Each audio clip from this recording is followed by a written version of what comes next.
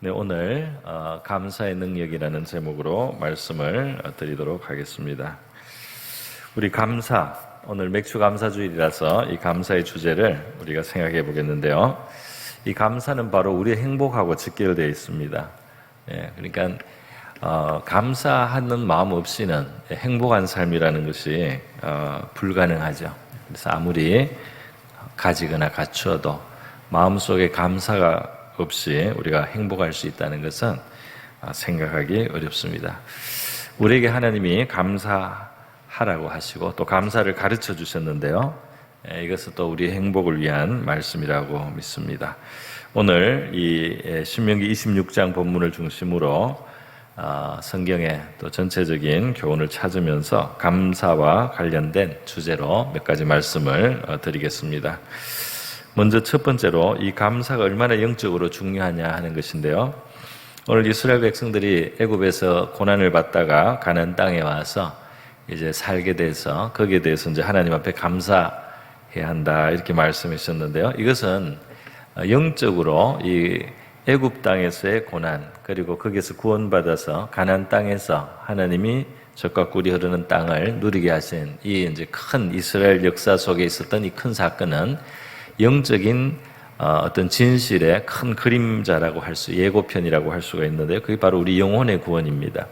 그래서 우리가 사탄의 권세 아래에 있고 사단의 종노릇하고 그 사단의 권세 아래에 눌려있던 삶에서 어린 양의 피로 거기서 구출이 되고 그래서 하나님의 자녀의 그런 자리로 우리가 옮겨가는 것. 이것이 이제 이 출애굽과 가나안을 얻는 바로 이제 이 역사적인 사건 배후에 하나님이 이제 전달하시는 큰 영적인 진실입니다. 그래서 오늘 보면은 이 가나안 땅으로 옮겨진 사람에게 하나님이 이제 감사하라고 이렇게 말씀을 하시는데요. 다시 말해서 구원받은 사람, 하나님께 구원받은 사람들이 정말 중요하게 그들에게 있어서 가져야 될 이제 그것이 바로 이제 감사다 이렇게 말할 수 있겠습니다. 또 달리 말하면 구원받은 사람이 회복해야 될 아주 중요한 것이 바로 하나님을 향한 창조주를 향한 또 우리의 구원자를 향한 감사라고 할 수가 있겠습니다. 이걸 또 뒤집어 말하면요, 이 죄 가운데 있고 이 하나님을 떠나 있는 상태 우리 인간은 사실 이 감사를 잊어버렸어요. 감사를 잊어버린 삶입니다. 그래서 이 감사하는 것과 감사하지 않는 것 사이에는 이 구원받은 것과 관련이 될 정도로 이 감사는 사실은 중요한 영적인 중요성을 가진다고 할 수 있겠습니다. 로마서 1장에 보면 타락하고 죄 가운데 살아가는 인생의 그 현실, 그 모습을, 정상들을 쭉 표현을 한 것이 있습니다. 여기 보면 이 하나님의 지으신 세계 속에 살면서 또 이 하나님의 증거가 가득 찬 오묘한 세계 속에 살면서도 이 하나님을 대하여 무지하고 이 하나님을 인정하지 않고 살아간다 그랬어요. 그리고 이 하나님을 영혼 깊은 곳에 아는 지식이 없는 것도 아니다 그럽니다. 그러나 하나님 앞에 영광을 돌리지 않고 또 감사하지 않고 인간의 영혼이 병들어 있다고 이렇게 말하고 있습니다. 로마서 1장 20절에요. 창세로부터 그의 보이지 아니하는 것들 곧 그의 영원하신 능력과 신성이 그가 만드신 만물에 분명히 보여 알려졌나니 그러므로 그들이 핑계하지 못할지니라. 그리고 하나님을 알되 하나님을 영화롭게도 아니하며 감사하지도 아니하고 이게 감사하지 않는다는 게 있습니다. 그래서 이 인간이 잘못되어 있는 것 중에 하나가 바로 이 감사하지 않는다. 그러니까 양심이 밝고 그리고 정말 이 마음이 정말 바를수록 이 하나님 앞에 감사할 것을 아는 거예요. 그래서 심지어 이방인들 중에도 일본에만 가도 식사하기 전에는 그냥 누군지는 모르지만 감사합니다. 그래요. 그것이 이제 물론 농부에게도 감사한 것이지만 그 앞에 먹을 것을 대하는 것이 그냥 당연히 되는 일이 아니라는 뭔가를 이제 느끼는 것입니다. 그래서 우리는 분명히 이제 하나님께 감사해야 되는 더 구체적으로 알고 있는데 이 사람들의 마음속에 이 마음을 바르게 가지려고 하면 이 어디론가 우리가 감사해야 될 가운데 우리가 살아간다는 것을 사실은 인정을 하게 되는 것입니다. 그래서 감사치 않는 것과 영혼이 어두운 것은 함께 가는 거예요. 그리고 이 영혼이 어두워진 인간에 대해서 로마서는 계속해서 이제 말하면서 이 피조물들, 뭐 동물이나 새나 짐승, 뭐 또 나무로 돌로 만든 것을 그게 이제 이 경배를 하게 되는 이러한 인간의 그 난센스죠. 인간이 지배하는 존재로 하나님이 세계 위에 지으셨는데 그 인간이 다스려야 될 대상들에게 고개를 숙이고 복을 비는 이 난센스가 일어난다. 하나님하고 바른 관계를 안 가지니까 우리 주변 세상하고도 우리 관계가 뒤집어진다 이 말입니다. 하나님께 영광을 돌리고 감사하고 또 하나님께 순종하고 하나님의 뜻을 행하는 자로 살 때 우리는 이 세계를 다스리는 자가 되는데, 그런데 우리가 이 하나님을 멀리하고 하나님을 외면하고 영광을 돌리지 않고 감사치 않고 그리고 순종치 않고 살아가면 이 세상에 압도되어 가지고 이 세상의 종노릇을 하고 이 세상에 고개를 숙여야 되고 이 세상에서 우리가 더 낮은 비천한 자리로 가서 이 세상의 종이 되고 이 세상이 우리의 신이 되는 이러한 역전이 일어난다 이 말입니다. 그래서 이 하나님께 감사를 돌린다는 것은 우리 인간의 존귀와 영광을 회복하는 거예요. 할렐루야. 이 하나님께 감사하고 그리고 온 세상이 우리 밑으로 우리의 다스리는 바가 된다 이 말입니다. 여러분, 이 감사할 때 우리에게 어떤 일이 일어납니까? 감사는 지금도 우리 하나님 앞에 우리가 마땅히 가져야 될 자세예요. 그렇기 때문에 이 감사함을 가지고 하나님을 대할 때, 또 감사의 찬송을 부를 때, 감사의 고백을 할 때 하나님께로 가는 문이 활짝 열립니다. 하나님의 은혜 문이 열립니다. 하늘의 성소로 우리가 가까이 나가고 은혜의 보좌 앞으로 나갈 수가 있어요. 시편 104편 4절에 보면 감사함으로 그의 문에 들어가며 그랬어요. 하나님 앞에 놓을 때는 감사라는 겁니다. 찬송함으로 그 궁중에 들어가서 그에게 감사하며, 그러니까 우리가 뭐 회개할 것도 물론 있고 또 간구할 것도 있는데 그런데 감사함으로 시작하는 것이 좋습니다. 그래서 먼저 감사하라 말이죠. 그래서 받은 복을 세어보아라 그러지 않습니까? 그러니까 이 받은 복을 지금도 하나님 앞에 감사할 것을 먼저 생각하고 그것을 헤아려 보는 동안에, 그것을 헤아려 보고 하나님께 감사하다고 하는 동안에, 그것을 헤아려 보고 감사하다고 고백하고 하나님 앞에 또 예물을 때로는 드리면서 감사를 이렇게 표현까지 하고, 이렇게 감사하는 동안에 우리의 영적인 지위가 바른 자리에 서게 되고 하나님의 그 궁정에, 은총의 궁정에 우리 문이 활짝 열려서 그 가까이 우리가 나가게 된다 이렇게 말을 하고 있습니다. 그렇기 때문에 우리 기도 생활을 할 때도 이 감사가 참 중요한 것을 아실 것입니다. 골로새서 4장 2절에 보면 기도를 항상 힘쓰는데 기도의 감사함으로 깨어 있으라 그랬어요. 그러니까 이 감사가 없으면 영혼이 잠들어 있는 그런 둔하여져 있는 그런 데 머물러 있을 수 있다 이 말입니다. 그런데 우리가 억지로라도 의지를 사용해서라도 하나님 앞에 감사의 고백을 하기 시작하면은 우리의 영혼은 깨어나게 돼요. 깨어나야지 뭐가 될 거 아닙니까? 그 잠들어가지고 뭘 할 수 있겠어요? 먼저는 깨어나야지 그 다음에 뭐 움직이고 활동을 하고 그 다음에 뭔가 이루어지겠지요. 그러니까 우리 하나님 앞에 우리가 감사를 하면서 우리의 영혼이 바른 자리에 서고요, 은혜 궁정에 들어가서 그리고 또 기도하고 간구할 때 그 하나님하고 관계가 바르게 이루어질 수 있다. 그래서 저와 여러분의 기도 속에는 이 감사가 항상 앞서고 또 풍성하기를 바랍니다. 우리는 어떤 경향이 있는다면 하나님 앞에 나가서 먼저 회개를 해야 되겠다 이런 생각을 할 경우도 있어요. 물론 뭐 틀린 말은 아닙니다. 그런데도 이 감사를 더 앞세워서 감사하고 또 회개하는 것도 돼요. 그래서 내가 회개를 안 하면 하나님이 나를 상대를 안 해주겠지. 그러지 말고 먼저 감사를 많이 드리고 또 회개하는 겁니다. 이 하나님과 우리 사이의 관계는 어떤 막 법을 따지고 이게 아니에요. 은혜의 관계입니다. 그렇기 때문에 감사가 더 앞설 수 있어요. 그래서 회개할 게 있어도 감사 먼저 하고 그리고 또 회개도 하는 거죠. 그래서 이 감사하라는 이 말씀, 우리 신앙생활은 정말 행복한 삶이 되어야 되겠습니다. 이 믿음에 굳게 선다는 것은 감사를 많이 드리는 거예요. 골로새서 2장 7절에 보면 우리가 예수님께 뿌리를 박으면서 세움을 입고 교훈을 받은 대로 믿음에 굳게 서서 감사함을 넘치게 하라. 그랬어요. 저와 여러분에게 이 감사함이 믿음에서 감사가 나온다네. 우리가 하나님이 살아계시고 하나님이 창조주시고 하나님이 우리에게 호흡을 주시고 하나님이 또 우리를 돌아보시고 있단 말이야. 그 참새 한 마리 떨어지는 것도 하나님의 허락이 없이는 되지 않는 이 세계 속에 우리가 살면서 하나님이 우리에게 능력도 베풀어 주시고 해와 비를 주시고 살아갈 수 있도록 도와주시고 우리의 처지를 긍휼히 여기시는 선하심으로 우리를 대하고 계신 하나님이 계시다 말이에요. 그 믿음이잖아요. 그 믿음을 우리가 표현하면서 믿음을 인정하고 믿음을 우리가 또 가지고 살면서 감사함이 풍성한 삶, 이것이 하나님께서 우리에게 기대하시는, 원하시는 우리를 위한 삶인 줄 믿습니다.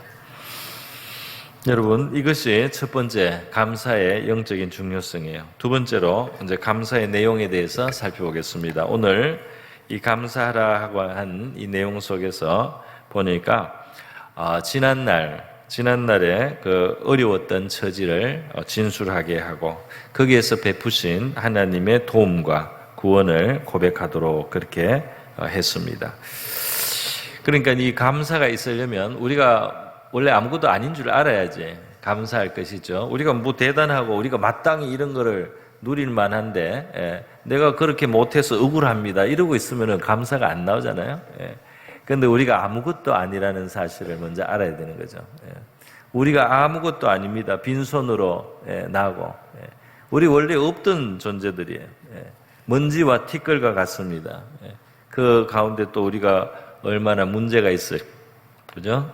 우리의 그 비천함이, 우리의 죄도 있고요. 그리고, 우리 이 삶 속에 우리가 받아야 했던 어려움들, 그런 것이 있는데도 불구하고 이제 하나님이 그 속에서 우리를 건져냈거나, 지금 그런 처지에 두지 않으신 것만 해도 우리가 감사해야 될 제목들이 있는 겁니다. 오늘 5절에 보니까 너는 또 내 하나님 여호와 앞에 아뢰기를 내 조상은 방랑하는 아람 사람으로서 애굽에 내려가 거기에서 소수로 거류하였더니 그랬어요. 그러니까 보잘것없다 이 말이에요. 이 배경과 뿌리가 보잘것 방랑하는 이방인이었다는 겁니다.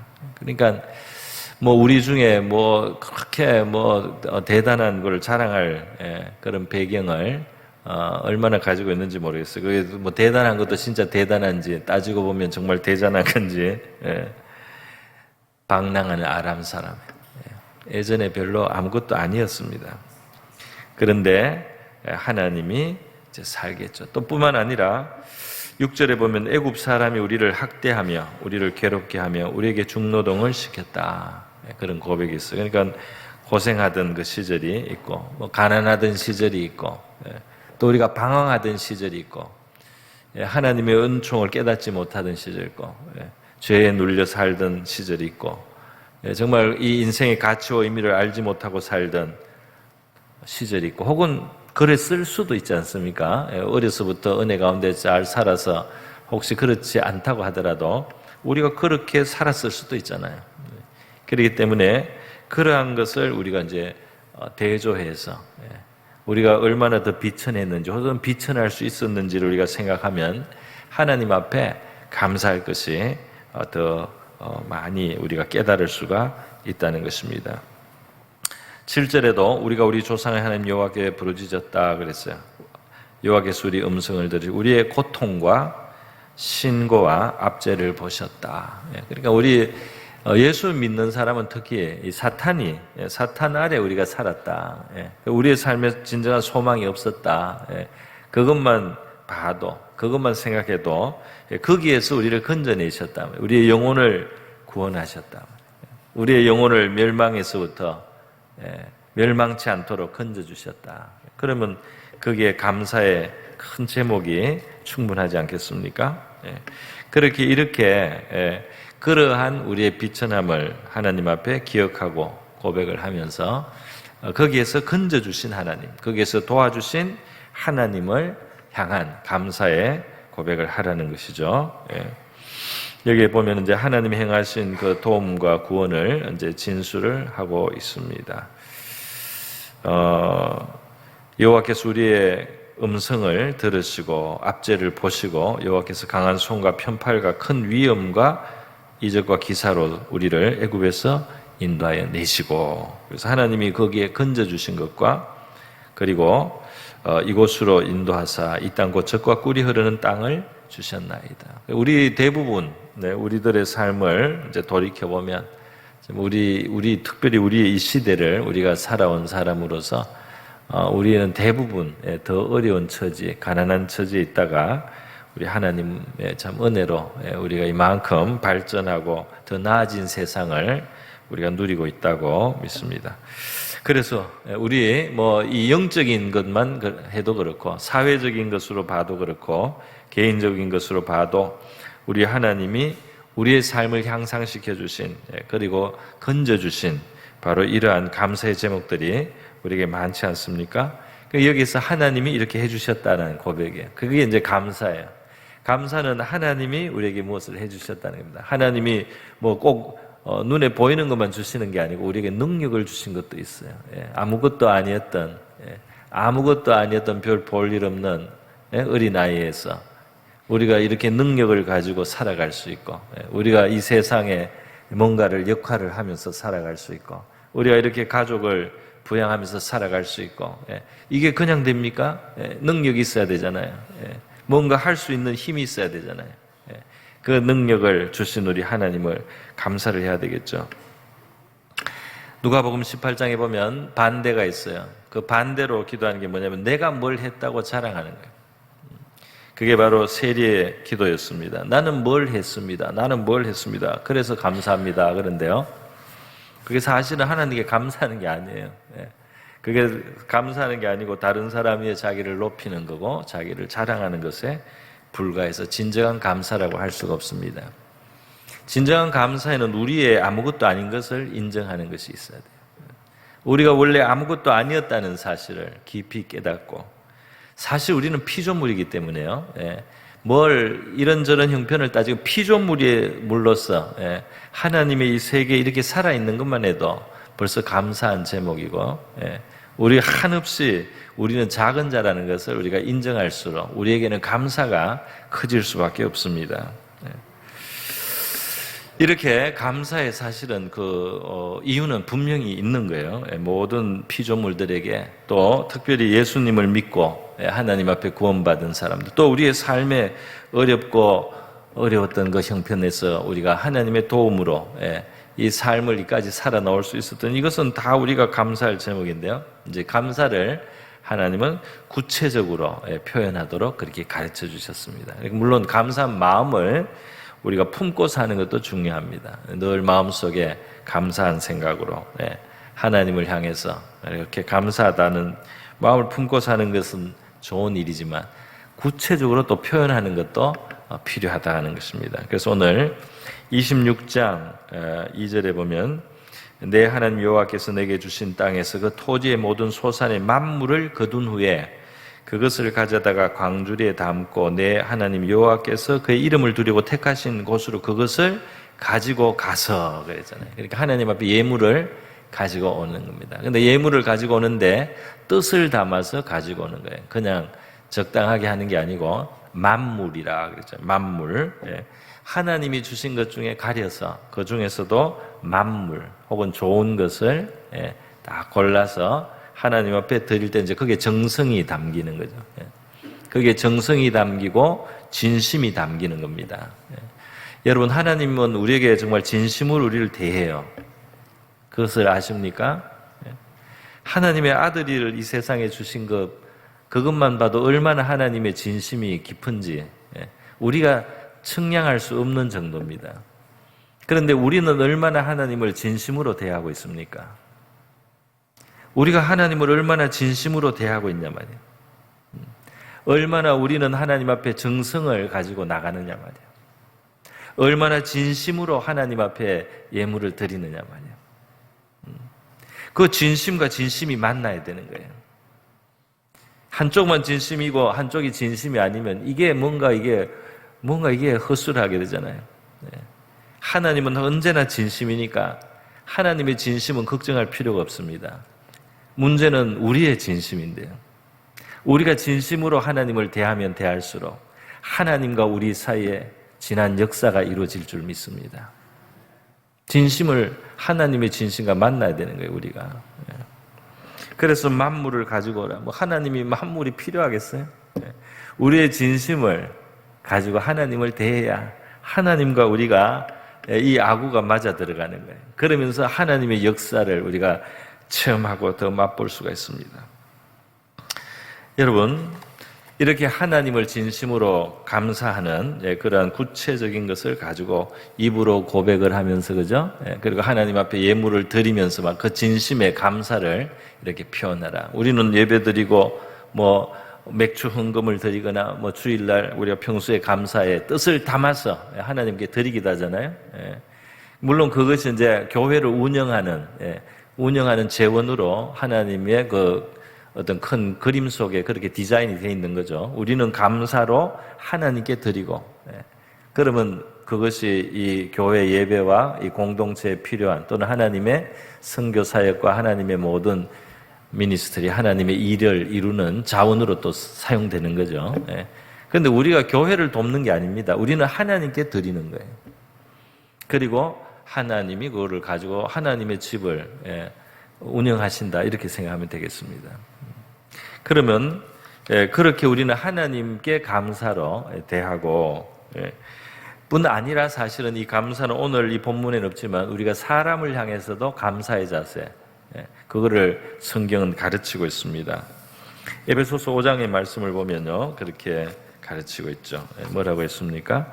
누추함과 어리석은 말이나 희롱의 말이 마땅치 아니하니 돌이켜 감사하는 말을 하라 그랬어요. 사람 사이의 관계도 우리가 먼저 감사할 줄 아는, 이것이 관계를 바르게 하는데 굉장히 중요하다 이 말입니다. 사람을 그저 비교하고 내 밑으로 자꾸 두려고 하고 말이죠. 그렇게 해서 그게 되겠습니까?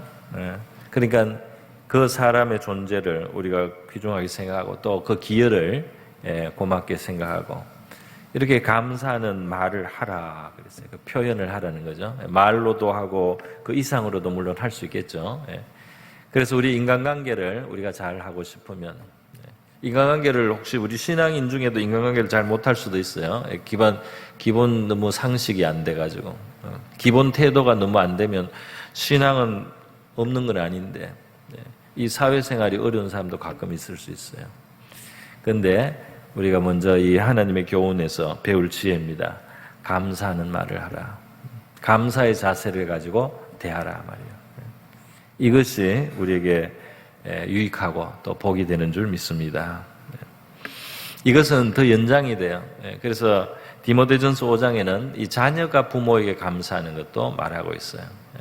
그래서 이제 이것은 과부의 경우에, 그러니까 이제 그 복량이 필요한 사람들 있잖아요.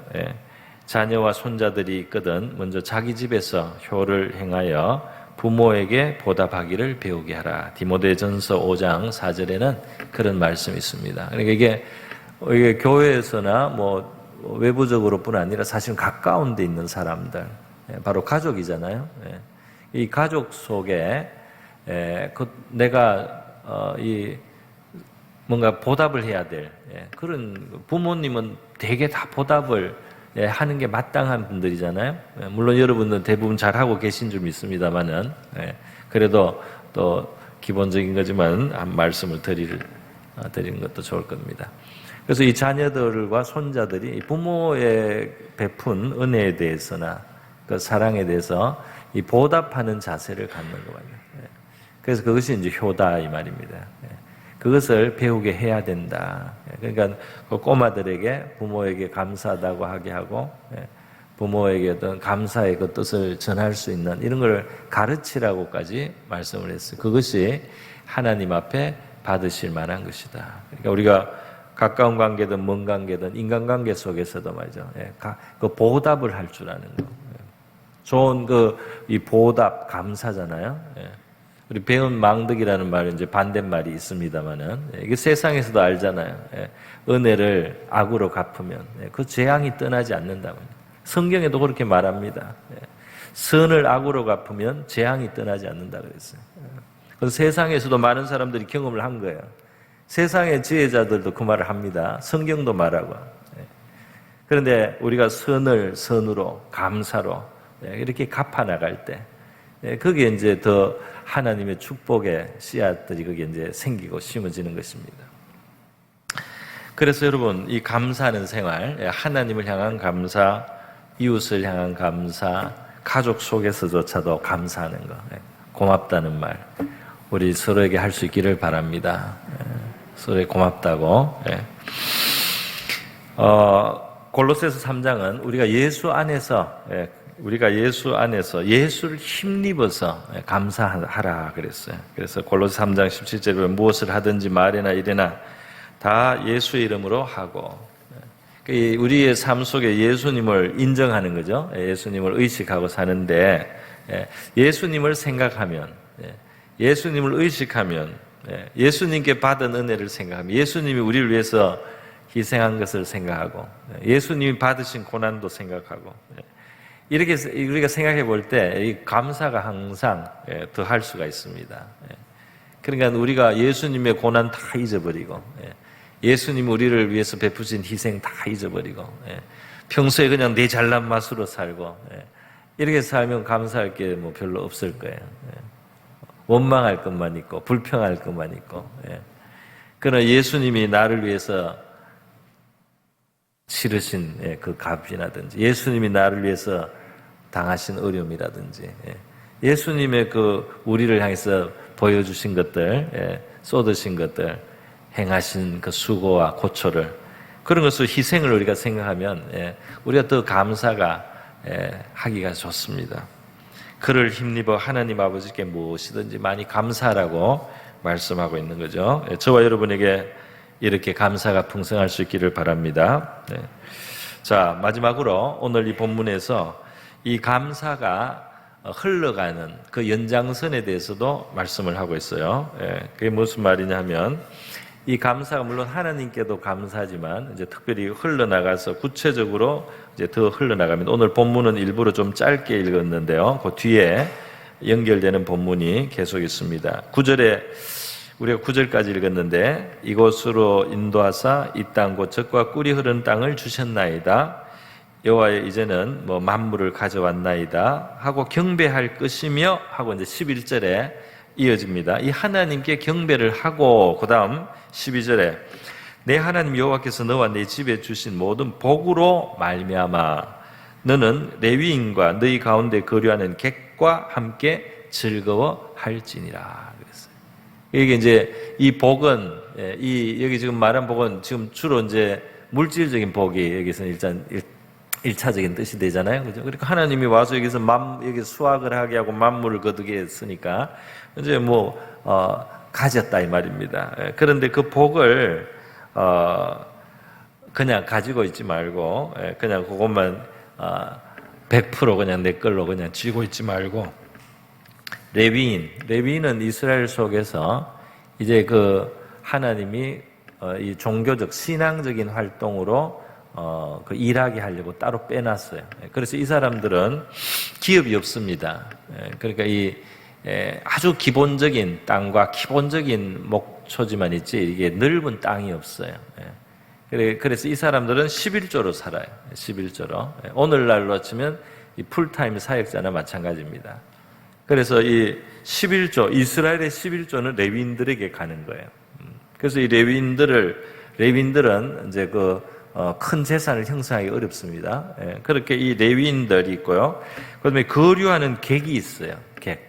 그러니까 이 객도 외부에서 어떻게 무슨 사정이 있겠죠. 자기 있던 곳에서 못 살고 이방에 와서 이렇게 살아야 될 형편이라는 것은 그 어려운 형편이지 않겠습니까? 그래서 그 객이라고 하는 것은 여러 가지로 외롭고 또 어렵고 곤란한 부분이 있는, 고초가 있는 그런 삶을 사는 사람들이잖아요. 그 객을 돌아보라는 것입니다. 그래서 함께 즐거워하라 이 말은 이제 같이 음식을 나눈다든지 그렇게 해서 그 필요한 것을 또 이렇게 좀 나누고 해서 하나님 앞에 우리가 뭐 추수 때나 명절이나 이럴 때 기쁨을 같이 하라 그렇게 말할 수가 있어요. 그게 이제 12절에 이어지는 말씀도 그런 맥락에서 나옵니다.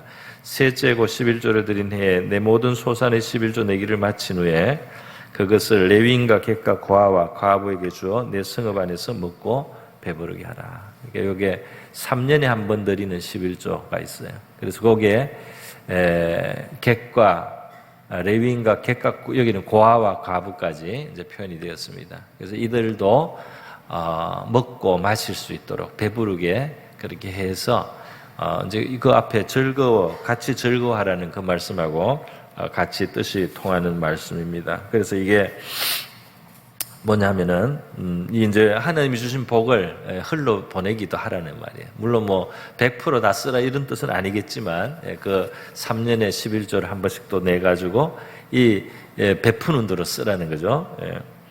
그래서 이 이스라엘을 우리가 보면요, 이스라엘 그 지형이 상당히 재미가 있습니다. 우리 이스라엘은 그렇게 큰 나라가 아닌데요, 온 세계에 있는 희한한 그 자연 환경이 그게 총망라되다시피 그렇게 했어요. 그래서 이 눈 덮인 산이 있어요. 그런 높은 산도 있고, 아주 뜨거운 광야도 있고, 아주 별 희한한 지형이 다 있습니다. 그런데 이 이스라엘 땅에는 이 요단강, 우리가 잘 아는 그 요단강의 시작과 그 마치는데 두 큰 호수, 바다 같은 호수가 있죠. 그 시작하는 곳은 갈릴리 호수 혹은 갈릴리 바다라고 하고, 그게 요단강으로 쭉 내려와서 이 남쪽에 가면 사해 또는 염해라고도 하는 이 이제 호수이자 바다가 있어요.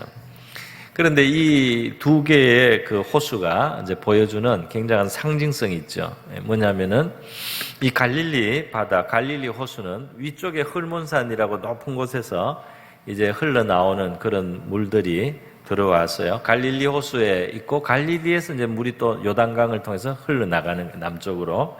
그래서 이렇게 받고 내보내는 겁니다. 받고 내보내는 그 갈릴리 바다에 물고기들이 많아요. 그래서 갈릴리 어부들이 있고, 거기서 베드로도 물고기를 잡았고요. 성지순례를 가면 갈릴리 호수가의 식당에서 베드로 물고기라고 이만한 물고기를, 그 갈릴리에서 잡은 물고기를 튀겨가지고 그 점심 한 끼로 먹을 만합니다. 그렇게 해서 이 많은 생명들이 거기에 많이 거기서 왕성하게 있는 거예요. 이게 이제 받고 내어주는 갈릴리 호수의 모습입니다. 그런데 밑에 요단강 물을 받아가지고 있는 이 마지막 그 밑에 있는 사해, 소금바다, 염해라고 하는 거기에는요, 보내는 데가 없어요, 물을. 더 이상 아무 데도 물을 보내지 않습니다. 그냥 햇볕에 쬐어서 증발하는 것만 있어요. 그래서 이게 흘러 보내는 것이 없는 이 사해는 얼마나 그게 짠지, 그러니까 사람도 짜다는 말이 딱 그렇거든요. 너무 지나치게 짭니다. 그래가지고 이게 눈에 물이 들어가면 이게 문제가 될 정도로 그렇게 독하고 짜요, 물이. 그래서 거기에는 생명체가 제대로 못 사는 거예요. 아주 뭐 미생물, 아주 독한 극소수였던 그런 게 사는지 몰라요. 그러나 웬만한 물고기는 절대로 못 삽니다. 얼마나 그 물이 독한지. 그래서 이 나누지 않는, 보내주지 않는 이 사해는 말이에요, 죽은 바다가 되고, 그리고 이 받은 것을 또 흘러보내기도 하는 이 갈릴리는 생명의 바다가 되고, 그것을 우리가 볼 수가 있습니다. 그래서 여러분, 우리가 하나님께 복을 받았을 때 이 복을 잘 관리하는 것, 그 관리 속에는 하나님께 감사를 드리기도 하고 또 선을 행하기도 하고 베풀기도 하는 것이 포함된다고 하겠습니다. 15절에 보면 이렇게 하나님 앞에 드려야라는 거예요. 그러면서 14절에는 잘못 쓰지 마라. 받은 복을 엉뚱한 데 쓰지 마라. 받은 복을 부정한 데 쓰지 마라. 받은 복을 죽은 자를 위해서 쓰지 마라. 이런 말씀들이 있습니다. 그러니까 하나님께 우리가 복을 받으면 끝이 아니에요. 복을 어떻게 관리하느냐가 그 다음 복을 불러올 거냐, 그렇지 않을 거냐 하는 것을 또 결정합니다. 하나님이 복을 주시면 그 다음에 이제 중요한 거예요. 이 복을 가지고 어떻게 활용을 하고 어떻게 사용을 해서 그 다음 복이 따라오게 될 것인가, 그거를 생각해야 된다 이 말입니다. 그거를 잘못 사용하면 하나님 앞에 부정하게 혹은 쓸데없이 죽은 자를 위해서 쓴다는 것은 무익하고, 그리고 이제 뭐 귀신에게 제사하는 것이기도 하고요, 문제가 되는 거죠. 그 당시 미신을 따르기도 하고요. 그런데 쓰지 마라 돈을. 그런데 돈을 혹은 복을 하나님이 주신 것을 허비하지 말고 하나님의 뜻에 맞는 대로 잘 관리를 하고 베풀라면 살아있는 사람들에게, 어려운 사람들에게도 베풀고 말이죠. 이렇게 해서 하라 말이죠. 마치 우리의 그 비유로 들자면 하나님이 주신 것을 마중물로 잘 사용해라 말이에요. 마중물을 주셨는데 이 마중물을 홀랑 마셔버리면 안 되잖아요. 마중물을 펌프에 좀 넣어가지고 펌프를 움직여야지 그 다음 물이 계속 끌어올려지지 않습니까? 그러니까 마중물을 잘 사용하라 말이에요. 이것을 우리 하나님께 감사도 드리고 또 어려운 이들을 향해서 사용하라 말이죠. 빌립보서 4장 18절에는 사도 바울이 선교사로서 이제 그 빌립보 교인들이 보낸 선교 후원금을 받았어요. 그러면서 이것은 하나님의 받으실 만한 향기로운 재물이다 그랬어요. 그러니까 우리의 재물은 이 헌금만 재물이 아닙니다. 그리고 우리가 하나님의 뜻에 맞게 쓰면 이게 재물이 되는 거예요. 하나님께 드린 것이 된다 이 말이에요. 하나님을 기쁘시게 한 것이라, 이렇게 사도 바울이 말을 합니다. 하나님의 뜻을 따라서 우리가 돈을 잘 사용하면, 복을 우리가 받은 것을 사용하면은 거기에 이게 재물이 되고 예물이 되어서요, 사도 바울이 많이 심는 자는 많이 거두고 적게 심는 자는 적게 거둔다는 말을 거기에서 하게 되는 것입니다. 종자라고도 표현할 수 있어요. 종자가 뭐예요? 심기 위해서 있는 씨앗이 종자 아닙니까? 그거는 먹어버리면 안 되는 겁니다. 그걸 먹어버리면 심는 게 없다 말이에요. 심지 않고 뭘 거두는 게 있냐 말이에요. 이 종자를 홀랑 먹는 사람은 무지한 사람 아니겠습니까? 종자는 심으라고 주신 거예요. 그래서 하나님이 우리에게 주신 복의 일부는 종자로 심으라고 있는 겁니다. 할렐루야. 더 큰 복을 불러오는 통로로, 씨앗으로 사용하라 말이에요. 마중물로 사용하라, 이렇게 하시는 겁니다. 그래 하나님의 뜻을 따르고 하나님을 기쁘시게 하는 방향으로 우리가 받은 복을 잘 사용해서 우리 하나님이 주신 복이 계속해서 풍성하게 임하게 되기를 바라요. 오늘 15절에 그래서 이 기도가 나오지 않습니까? 원하건대, 보세요. 이 14절 끝에 내 하나님 여호와의 말씀을 청정하여 주께서 내게 명령하신 대로 다 행하였사오니 원하건대 주의 거룩한 처소 하늘에서 보시고 주의 백성 이스라엘에게 복을 주시며 우리 조상들에게 맹세하여 우리에게 주신 젖과 꿀이 흐르는 땅에 복을 내리소서. 이미 복을 받기 시작했어요. 그러니까 만물을 가지고 나올 그 정도 여건이 되지 않습니까? 이미 복을 받았어요. 그러나 이 젖과 꿀이 흐르는 땅에서 하나님이 계속해서 내려주실 그 복이 있습니다. 그래서 그 계속해서 주실 하나님의 그 복을 바라본다면 거기에서 우리가 감사의 생활을 하고 하나님 앞에 만물을 드릴 줄 알고, 그리고 레위인과 객과 과와 과부에게 그들에게 기쁨을 주고 그들이 또 배부르게 하고, 이렇게 하고 또 헛한데 헛된 데 사용하지 않고 이렇게 하나님을 순종하면 젖과 꿀이 흐르는 땅에서의 복이 계속해서 더하게 된다, 이렇게 말씀하고 있습니다. 할렐루야. 저와 여러분이 오늘 맥주 감사절에 하나님 앞에 이제 감사를 좀 표현할 수 있는 기회를 갖는데요. 우리의 삶 속에 이 모양 저 모양으로 우리 감사의 제사를 드리고 또 하나님 앞에 감사의 생활, 그래서 기도 생활도 풍성하시고 하나님의 복이 더 넘치시는 저와 여러분의 생활 될 수 있기를 바랍니다.